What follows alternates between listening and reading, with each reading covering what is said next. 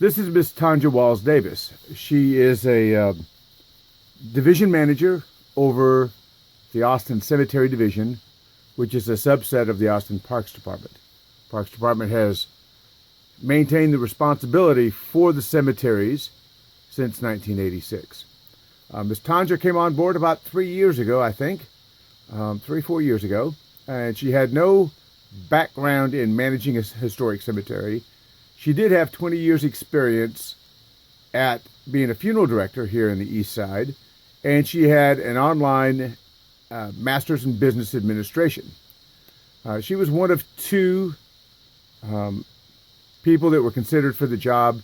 The other one was Trey Walden from the Cook Walden Funeral Homes. Trey doesn't have a college degree, but he did have years and years of cemetery management experience. In fact, he had worked for Intercare Corporation, who was managing the cemeteries before the city found themselves back in the cemetery business. So we ended up with Miss Tonja.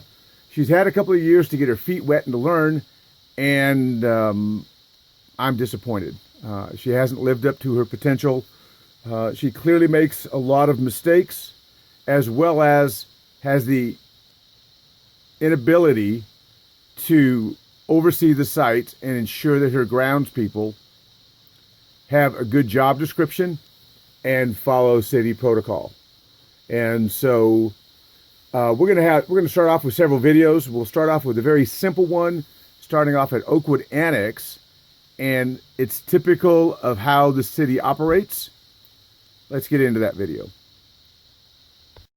It is May the 1st of 2020, and we are in the Oakwood Annex Cemetery, and I'm standing over here in the southeast corner, and I've been watching this thing for a couple of years now.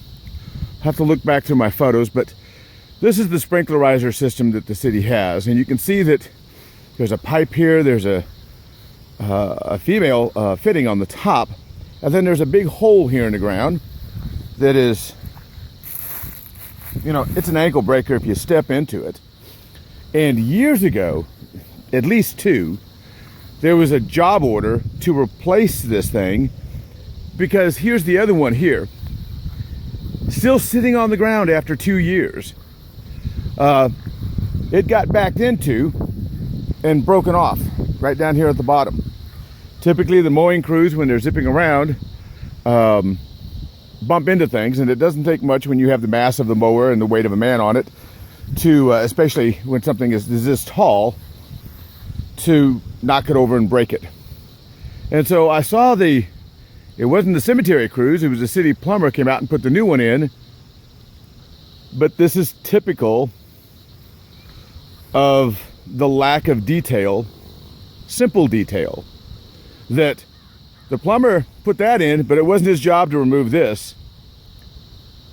And one can guess how many times over the last 2 years somebody has to mow and weed eat around this piece instead of just picking the thing up. I mean, anybody with common sense would see this is a non-functional piece of trash that is now sitting in the cemetery. And even though this is the Hispanic section for the most part, largely Hispanic, we're not segregated here, but this is most likely sitting on someone's grave. But the problem is it's not anybody's job to pick it up. It should be that if a cemetery manager or a supervisor should be able to walk through a site and notice things and deal with them. So let's see if this video gets any action on this. Very simple. Come over here, two guys pick that thing up, put it in a buggy and throw it away.